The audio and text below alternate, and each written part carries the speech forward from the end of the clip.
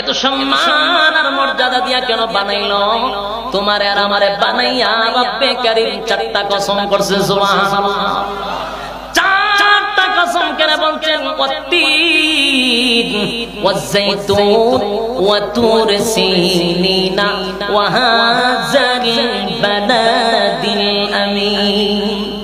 আল্লাহ রাব্বুল আলামিন বলেন, তিন ফলের কসম করলাম, জাইতুন ফলের কসম করলাম, সিনাই পর্বতের কসম করলাম, মক্কা নগরীর কসম করলাম।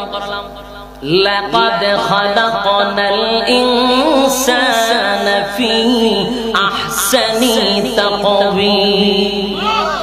আমি আল্লাহ তোর সবচেয়ে সুন্দর করে বানাইছি, তোর থেকে সুন্দর আমি আল্লাহ কাউরে বানাই নাই, কাউরে বানাই নাই। বান্দারে, তুই যদি কুকুর বিড়ালের মতো